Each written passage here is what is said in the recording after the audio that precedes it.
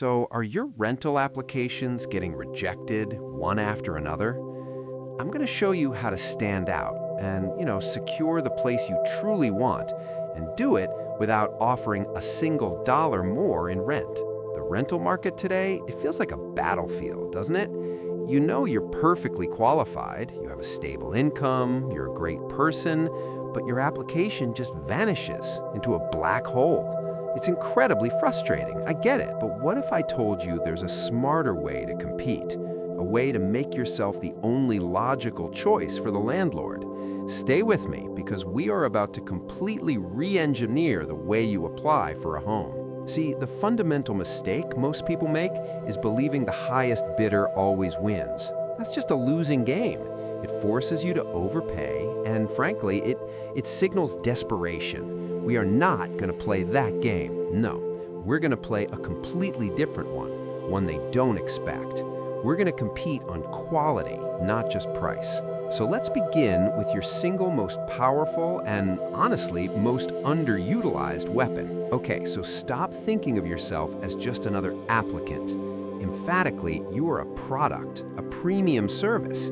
You are pitching yourself as a low-risk, high-value asset to the landlord's business. And for that, you need a professional sales document.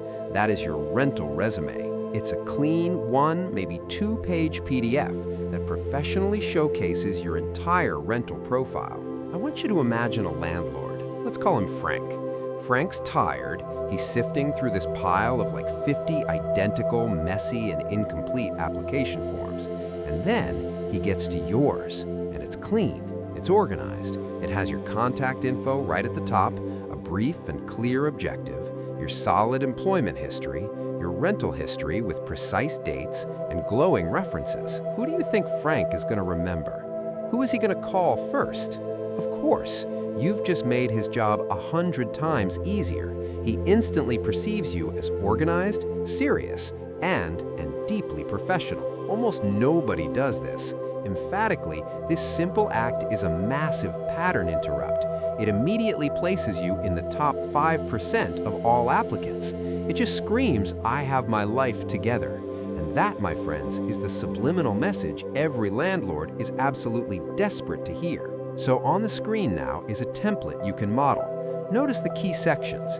We'll talk more about those references in just a moment, because there's a real secret to making them work for you. But remember, a resume is just the facts. To truly seal the deal, you have to tell a story. This is where you bring the data to life. The resume proves you're qualified. The cover letter proves you're the right person.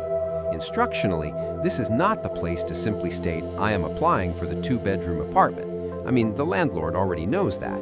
This is your chance to forge a genuine connection. Tell them why you want this specific home.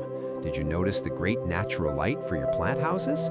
Maybe you love the neighborhood because it's close to family or a park you love to walk in. You have to mention it. So here's the difference. Instead of some generic, boring line, try something like this. My partner and I have been searching for a home in this exact neighborhood for months. We were so excited to see your listing because the layout is perfect for us as quiet professionals who both work from home. We love the idea of being able to walk to the local farmers market on the weekends, and we are looking for a place to truly put down roots and care for it as if it were our own. Do you feel the difference? Sincerely, you've just transformed from a random applicant into a thoughtful human being who already appreciates their property. A lot of landlords, especially private owners, they're choosing a neighbor, not just a tenant. A compelling story builds trust, and I promise you, trust is often more valuable to them than an extra $50 a month. Now, you've told them you're great. Next, you need to prove it instantly. Do not, and I cannot stress this enough, just list your previous landlord's phone number. That just creates work and uncertainty for the new landlord. They have to find time to call, hope they get an answer, play phone tag, and awkwardly ask the right questions.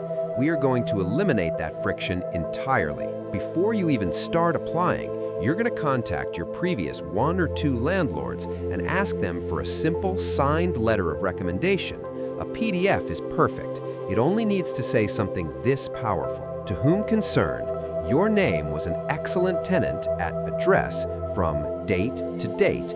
They always paid their rent on time, were respectful of the property and neighbors, and left the unit in fantastic condition. I would happily rent to them again without hesitation. That letter is pure gold.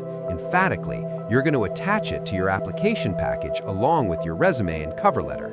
It's a preemptive strike of credibility.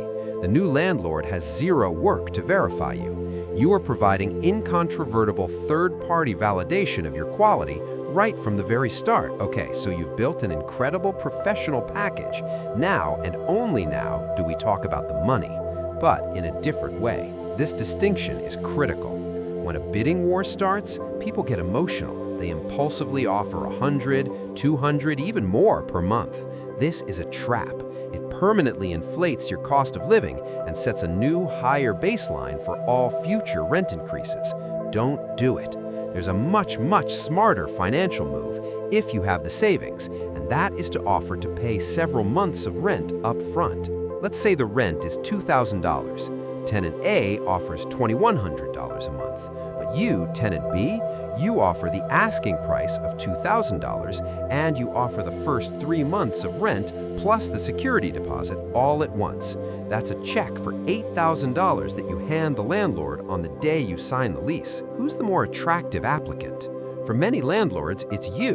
Why? Because you have single-handedly eliminated their single biggest fear for the first quarter of the lease, non-payment. You've given them a huge chunk of guaranteed liquid cash flow, and you've sent the strongest possible signal of your financial stability without permanently increasing your rent. Now, this is a privileged position, I know. Never ever drain your emergency fund for this. But if you have the cash, it is perhaps the most powerful financial card you can play. You know, we're covering some powerful strategies here, and if you're finding this genuinely valuable, maybe do me a small favor and tap that like button. It just tells the YouTube algorithm that this is good info, which helps more people just like you find this video. And, you know, if you're serious about mastering your financial life, make sure you subscribe and turn on notifications so you never miss what's next. Now, as we talk about securing your housing and financial stability, it kind of brings up a broader point. I know many of you are looking for ways to build real, lasting wealth and control over your income. It's a journey I'm deeply passionate about. For those of you who are interested, I've placed a link in the description that reveals how ordinary people are building incredible 7-figure online businesses from the ground up using the power of YouTube and AI. It's not a gimmick or anything, it's a proven blueprint for building a real asset in this digital age. So yeah, it's just some extra value for those of you looking to take that next step. But for now, let's get back to getting you that apartment. There is one thing landlords hate more than almost anything else: vacancies. Every single day a unit sits empty, they are losing money. This is a critical pain point that you can solve for them. Look at the available date on the listing. If the current tenant moves out on the 25th of the month, the landlord desperately wants someone in as soon as possible. But most renters, they want to move in on the 1st of the next month. That's a 5 or 6 day gap of lost income. In your cover letter, you will add this magic sentence: I have a flexible move-in date and can begin the lease as early as date to help you minimize any vacancy period. If you can start the lease on the 26th instead of the 1st, you have just handed the landlord an extra week of rent. That convenience can easily be worth more to them than a slightly higher offer from someone else. It also shows you're thoughtful, considerate, and easy to work with, a massive plus. Start networking. Ask your friends, your coworkers. If there's a particular building you love, go there. Talk to the doorman or concierge. Chat with a tenant walking their dog. Ask if they know of any units becoming available soon. I've seen this work time and time again. A tenant knows their neighbor is moving in 2 months. You get the property manager's email, you send them your full rental package we've discussed, and you secure the apartment before anyone else even knew it existed.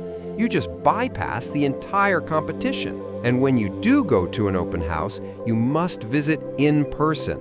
Don't just be another faceless click. Show up. Dress presentably. Be polite. Ask intelligent questions about the building, not just the unit. Show that you are serious, that you are a real person, not just a name on a screen. In the heat of the moment, in your desperation to find a place, you can make a catastrophic mistake. Remember, winning the apartment is not the goal. Winning the right apartment on the right terms is the goal. So you must avoid 3 things at all costs. First, desperate bidding wars. Do not get caught in an emotional spiral. Set your absolute maximum walkaway price and honor it. Second, paying significantly over the asking price. It just makes you house poor and sets a terrible precedent for the future. And third, and most importantly, signing a bad lease. Don't be so excited that you were accepted that you just skim the fine print. Are there hidden fees, unreasonable rules, vague clauses? That's not a win. That's a 1-year prison sentence.